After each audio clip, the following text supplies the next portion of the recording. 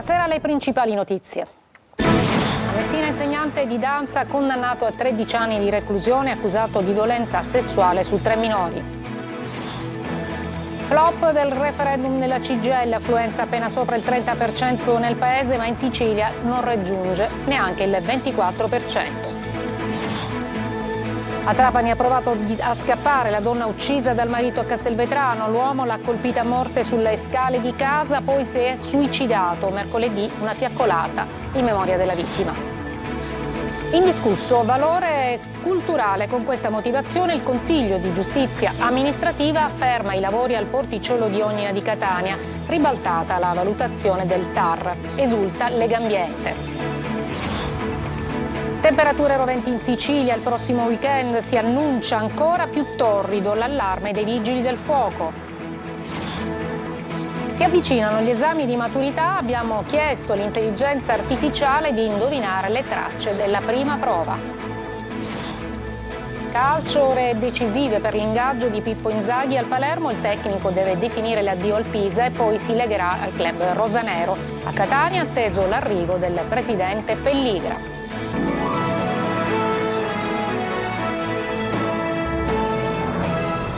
Eccoci, buonasera. Il Tribunale di Messina ha condannato a 13 anni di reclusione un giovane insegnante di danza e accusato di violenza sessuale su 3 minori. Sentiamo Emanuela Corsi. 13 anni di reclusione è la condanna in primo grado del Tribunale di Messina nei confronti di un giovane istruttore di danza della provincia accusato di violenza sessuale su 3 minorenni, una delle quali una sua familiare. A fare scattare le manette a febbraio dello scorso anno la denuncia dei genitori delle ragazzine. Le adolescenti all'epoca dei fatti, sotto i 12 anni, avevano raccontato di essere state palpeggiate dall'insegnante che spesso le baciava e le accarezzava insistentemente nelle parti intime. Le molestie avvenivano durante le lezioni in palestra, ma anche in altri luoghi. Una di loro, di 11 anni, veniva infatti affidata all'istruttore ogni mattina dalla madre, che non poteva occuparsene per motivi di lavoro. Nel telefonino gli inquirenti hanno trovato alcune chat con minacce nei confronti delle vittime, alle quali imponeva di non raccontare nulla. Il giovane è accusato anche di aver picchiato e insultato un allievo della scuola di danza, minacciandolo di tagliargli la gola. La procura di Barcellona Pozzo di Gotto a maggio aveva chiesto per l'imputato la condanna a 12 anni e 10 mesi per violenza sessuale. I difensori hanno annunciato che presenteranno ricorso in appello. La Procura di Palermo ha disposto accertamenti tecnici con le nuove tecnologie disponibili per estrarre il DNA su una impronta ritrovata 45 anni fa nello sportello al lato del guidatore della Fiat 127 utilizzata dai killer per la fuga dopo aver assassinato il 6 gennaio del 1980 l'allora presidente della regione siciliana Piersanti Mattarella, fratello dell'attuale capo dello Stato. Il 12 giugno sarà conferito l'incarico ai periti per una comparazione biologica sul reperto. È nullo il referendum voluto dalla CGIL, affluenza appena sopra il 30% nel paese, ma in Sicilia non raggiunge neanche il 24%. Maglio Viola. Nessuna sorpresa dalle urne referendarie al termine di un giorno e mezzo di votazioni ieri e oggi. Nessuno dei 5 quesiti referendari su cittadinanza e soprattutto sul mondo del lavoro raggiunge il quorum. Di fatto si è trattato di una consultazione costata agli italiani 400 milioni di euro e conclusasi con un nulla di fatto. Se in Italia si è raggiunta comunque un'affluenza del 30,5% a fronte del 50% più non necessario per la validità, in Sicilia è andata persino peggio. Nell'isola l'affluenza si è fermata al 23,1%, ben al di sotto della media paese. La provincia in cui si è votato di più a sorpresa è stata quella di Enna con il 25,5%, seguita da Palermo e Catania con il 24,8% e il 24%. In fondo alla classifica siciliana invece c'è Agrigento con il 19,6%. Numeri a parte, adesso lo scontro torna sul piano politico. Dalla Sicilia partono le bordate di Lega e Fratelli d'Italia alla CGIL. Per Carolina Varchi, segretario di presidenza della Camera dei Deputati, si tratta di un'altra sconfitta da incorniciare per la sinistra a trazione CGIL. Per il commissario della Lega in Sicilia, Nino Germanà, Landini deve fare i conti con la realtà e tornare a parlare veramente con i cittadini. Ammette la sconfitta il segretario generale della CGIL in Sicilia, Alfio Mannino, che punta però sul risultato di aver riportato il tema del lavoro al centro del dibattito italiano nelle ultime settimane. E Erano partiti da Catania diretti a Gaza con un carico di viveri e aiuti umanitari e invece l'imbarcazione con a bordo tra gli altri l'attivista Greta Thunberg è stata bloccata e sequestrata dall'esercito israeliano. Sentiamo Roberta Lunghi. Sono Greta Thunberg e sono svedese. Siamo stati intercettati e rapiti dall'esercito israeliano. Esorto tutti i miei amici, familiari e compagni a fare pressione sul governo svedese per far rilasciare me e gli altri. È il drammatico SOS lanciato via social dall'attivista Greta Thunberg, così come da tutti gli altri partiti il 1° giugno da Catania sulla Madeleine della Freedom Flotilla Coalition per portare aiuti umanitari sulla striscia di Gaza. La scelta di Catania nasceva dall'umanità e accoglienza riscontrata, ma quegli aiuti raccolti non arriveranno a destinazione per l'intervento dell'esercito di Israele. Tra i 12 sull'imbarcazione l'europarlamentare franco-palestinese Rima Hassan. L'ultima frase in diretta Telegram è proprio la sua. Ci hanno lanciato addosso dei prodotti chimici, guardate, questo è un altro crimine di guerra, bloccare una nave umanitaria è un crimine di guerra, mentre le immagini rilanciate via social mostrano tutti con le mani alzate mentre eseguono l'ordine di gettare i telefoni in mare. Nel video diffuso nella notte dall'account X del Ministero degli Esteri israeliano, gli attivisti appaiono assieme con indosso i giubbotti di salvataggio mentre ricevono acqua e cibo. Il post accusa Greta e gli altri di avere tentato di mettere in scena una provocazione mediatica, il cui scopo era quello di ottenere pubblicità. Katz fa sapere di avere ordinato all'esercito di mostrare agli attivisti arrestati un video sull'attacco del 7 ottobre 2023. È giusto che Greta, l'antisemita, afferma veda esattamente chi è il gruppo terroristico Hamas e quali atti atroci hanno compiuto su donne, anziani e bambini. I militari che hanno preso il controllo della nave sono arrivati al porto di Ashdod in Israele, dove ha fatto ingresso intorno alle 10. Ha tentato inutilmente di fuggire la professoressa uccisa dal marito che poi si è suicidato mercoledì a Castelvetrano nel Trapanese, fiaccolata in memoria della vittima. Laura Spanò. Avrebbe provato a scappare Mary Bonanno, la professoressa di 49 anni uccisa dal marito che poi si è suicidato lanciandosi dal terzo piano di una palazzina in via 4 Aprile a Castelvetrano. Un chiarimento, poi sfociato in una violenta lite, forse cercato dallo stesso Francesco Campagna con la moglie venerdì mattina, è iniziato nel garage dove lei stava prendendo l'auto per andare a scuola. Qui sarebbe stata bloccata dal marito che l'avrebbe colpita con alcune coltellate all'addome. Lei ha raggiunto le scale cercando di sfuggire alla furia, ma l'uomo l'ha raggiunta e finita con una chiave inglese quando lei si trovava già nell'androne. Mary Bonanno non ha avuto scampo. Sarà comunque l'autopsia disposta dalla Procura di Marsala a stabilire le cause del decesso e la sequenza dei fatti. Nel frattempo le figlie della coppia e i parenti, attraverso il loro legale, chiedono rispetto per il loro dolore e di evitare la diffusione di dettagli privati. Per ricordare Mary Bonanno, vittima dell'ennesimo femminicidio, mercoledì una fiaccolata si snoderà da Piazza Escrivà fino ad arrivare al sistema delle piazze. Indiscusso valore culturale, con questa motivazione il Consiglio di Giustizia Amministrativa ferma i lavori al Porticello di Ognina, siamo a Catania. Ribaltata la valutazione del TAR, risulta Legambiente. Tonino De Mana. Indiscusso valore culturale di un borgo marinaro le cui origini risalgono al VII secolo a.C. Con questa motivazione ed accogliendo il ricorso di Legambiente, il Consiglio di Giustizia Amministrativa ha sospeso i lavori di ampliamento del Porticciolo di Ognina, riformando così la valutazione del TAR Etneo del 17 aprile scorso. Per il CGA il parere favorevole espresso dalla Soprintendenza di Catania appare privo di adeguata motivazione e per taluni profili addirittura contraddittorio. Negli ultimi anni il Porticciolo è stato al centro di una disputa tra la società Tortuga, che ne ha ottenuto la concessione, e i residenti che si oppongono alla privatizzazione. Per i giudici amministrativi le prescrizioni della soprintendenza, si legge, non si palesano idonee a perseguire l'obiettivo della salvaguardia del valore paesaggistico. Per questi motivi il Consiglio di Giustizia Amministrativa accoglie l'istanza cautelare e sospende l'esecutività della sentenza impugnata. Soddisfatta Legambiente, rappresentata dall'avvocato Elio Guarnaccia. La delegazione di parlamentari di Fratelli d'Italia è arrivata all'hotspot di Lampedusa, incontrata in Briacola, che in questo momento ospita 300 migranti. Attivata l'unità mobile di ginecologia e ostetricia collocata all'ingresso della struttura di primissima accoglienza per i migranti. Così si evitano viaggi inutili verso Palermo alle donne incinte e il soccorso del 118 resta a disposizione per le vere emergenze, spiega il sindaco di Lampedusa Filippo Mannino, che aggiunge Pensate ad una legge speciale per Lampedusa.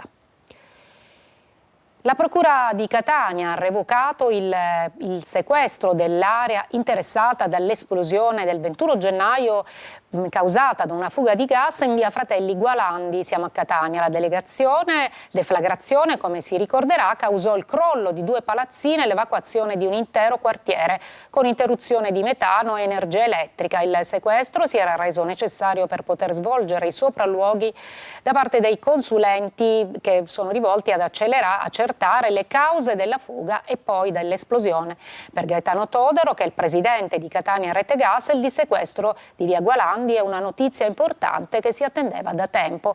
Ora si potranno iniziare i lavori per ricoprire l'enorme buca. Irrompe il caldo, temperature roventi in Sicilia e il prossimo weekend si annuncia ancora più torrido. L'allarme dei vigili del fuoco. Sentiamo Tonino De Mana. Irrompe l'anticiclone africano e l'estate fa subito sentire i suoi effetti con afa insopportabile e caldo rovente. Il weekend appena trascorso è stato soltanto l'assaggio di quel che ci attende nei prossimi giorni, quando il termometro potrebbe sfiorare i 40 gradi, naturalmente nelle ore centrali del giorno e nell'entroterra della Sicilia. Caldo africano che va a braccetto con gli incendi, a volte agevolati dalle tante aree incolte che favoriscono il propagarsi e l'estendersi delle fiamme. Interi quartieri di Catania, Danesima a Librino, per non parlare della Playa, sono in grave ritardo con lo sfalciamento e la situazione preoccupa e non poco gli stessi soccorritori. Abbiamo cominciato la campagna antincendio boschiva con mezzi ridotti perché purtroppo l'amministrazione attraverso il governo hanno stanziato meno fondi rispetto agli anni precedenti, pertanto abbiamo grossi problemi per la riparazione.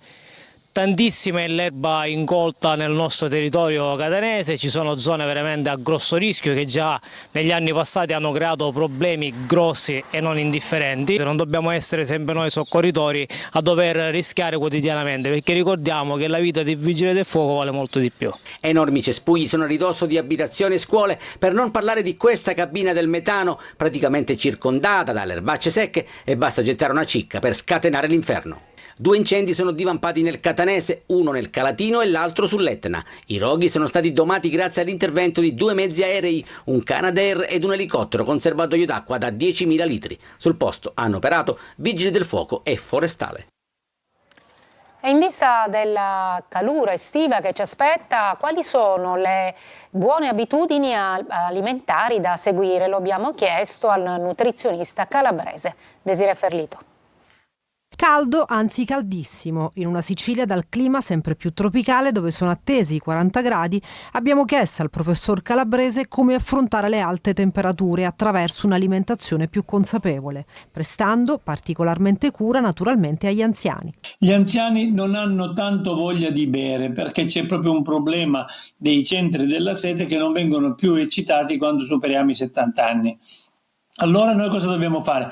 Imporci di bere non 2 litri, 3 litri, ma 4 bottigliette, cioè andiamo a quantificare quello che noi abbiamo fatto. Mantenere poi l'organismo idratato consumando anche frutta e verdura, alimenti già ricchi naturalmente di sali minerali e acqua. Ricordiamoci che la verdura va dall'85 al 90% di acqua e lo stesso la frutta, poi la frutta di stagione, sto pensando soprattutto all'anguria ma anche al melone, vanno al 95% di acqua, come le pesche vanno all'85%, le albicocche anche. Noi ogni giorno almeno 3 pasti, colazione, pranzo e cena, oppure metà mattina, metà pomeriggio e la cena, dobbiamo avere le porzioni di frutta presenti. Poche regole da seguire importanti per la salute. Un'insalatona fantasia in cui ci mettiamo magari un po' di mozzarella o un po' di tonno sott'olio sgocciolato e poi ci beviamo dell'acqua e poi prendiamo della buona frutta per poi compensare la sera, dove possiamo prendere, che so, un primo piatto con le verdure e ci mettiamo magari vicino un po' di pesce.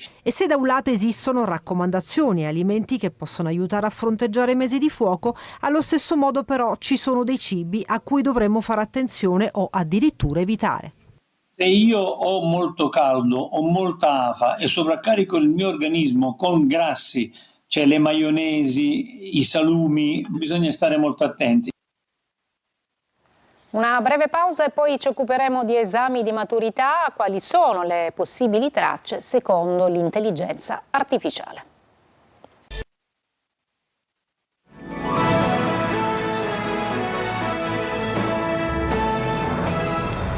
Esami di maturità in vista per gli studenti dell'ultimo anno. Quali saranno le possibili tracce? L'abbiamo chiesto all'intelligenza artificiale. Veronica Barbarino. Sono circa 46.000 i giovani siciliani che affronteranno la maturità quest'anno. Mancano meno di 10 giorni alla prima prova scritta e come ogni anno impazzano i pronostici su quali saranno le tracce. Noi le abbiamo chieste all'intelligenza artificiale. Chiaramente ChatGPT non ha accesso alle scelte del Ministero, ma riesce a elaborare ipotesi credibili sulla base di dati, tendenze culturali, ricorrenze e tracce del passato. Ed ecco le previsioni dell'algoritmo. Secondo ChatGPT, per l'analisi del testo i nomi più gettonati sono Gabriele D'Annunzio, Italo Calvino ed Eugenio Montale, ma anche Camilleri per la ricorrenza dei suoi 100 anni. Per il testo argomentativo, invece, i temi potrebbero spaziare dall'intelligenza artificiale alla ricorrenza storica, come gli 80 anni dalla fine della Seconda Guerra Mondiale. Infine, per il tema d'attualità, ChatGPT punta su crisi climatica, salute mentale, parità di genere e conflitti internazionali. Nessuna previsione, ovviamente, può sostituire la preparazione e questi giorni per i maturandi sono un passaggio importante, personale e irripetibile. E come ricorda ChatGPT, l'esame non è un giudizio su chi siete, ma un'opportunità per dimostrare quanto valete. L'attrice siciliana Anna Valle ha assistito la madre operata all'ospedale Cannizzaro di Catania. In un video ha voluto ringraziare tutto il personale sanitario. Luca Ciliberti.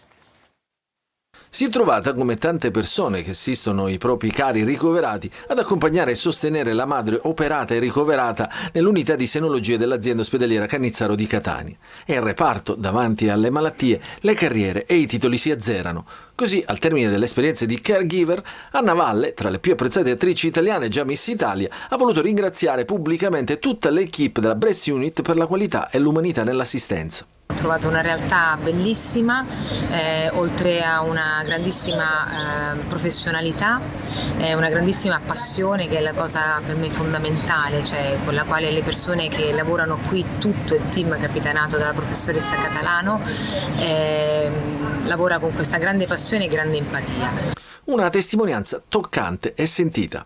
Chi entra in ospedale, per qualsiasi problema si trova in ospedale, entra affrontando qualcosa di personalmente molto impegnativo, e da questa parte abbiamo trovato il gruppo infermiere, il gruppo medici, tutte le persone che ci hanno accolto nel migliore dei modi, quasi come delle amiche e degli amici, perché ci vuole tanta energia. Io però qua l'ho trovata, è stato bellissimo. Non è la prima volta che l'attrice siciliana d'adozione vive i ritmi e le emozioni della corsia d'ospedale. Recentemente, per lavoro nella fiction Lea, ha vestito i panni di un'infermiera specializzata di un reparto di pediatria. Anche in questo caso, grazie all'aiuto di colleghi e pazienti, la protagonista è riuscita a ritrovare energie positive.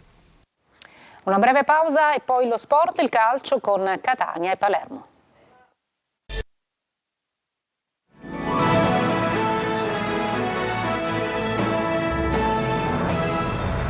Ore decisive per l'ingaggio di Pippo Inzaghi al Palermo. Il tecnico tra oggi e domani definirà l'addio dal Pisa e poi si legherà al club rosanero. Marco Gullà.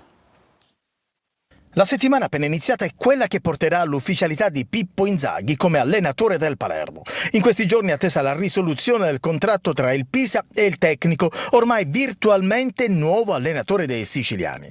Tra il Pisa e Inzaghi il divorzio, comunque non sereno, è stato deciso. L'accordo con il Palermo, biennale più un terzo anno in caso di Serie A, è già raggiunto e il no di Vignato alla cessione in Sicilia come contropartita tecnica ha solo rallentato ma non complicato l'operazione.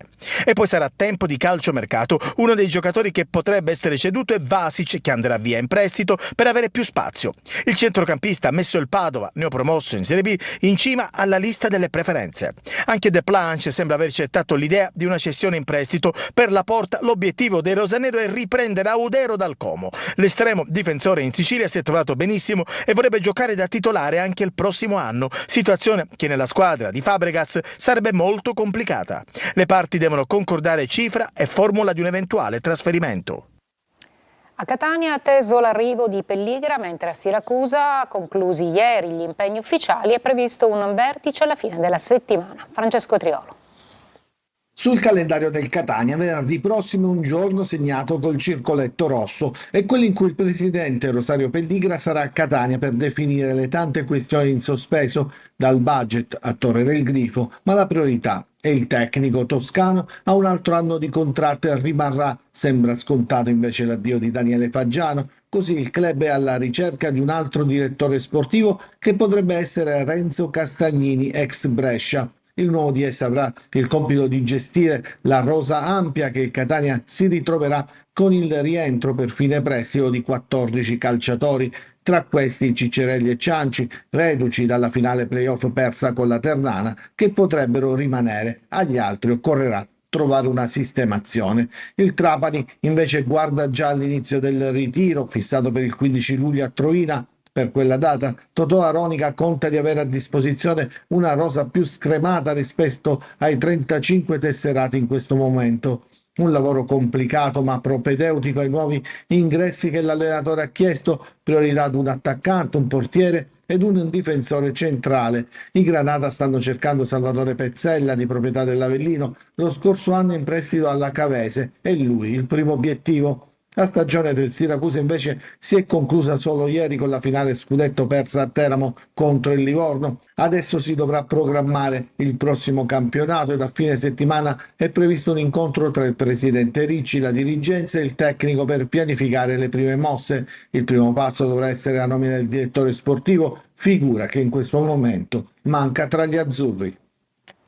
È tutto, grazie per l'ascolto e buona serata.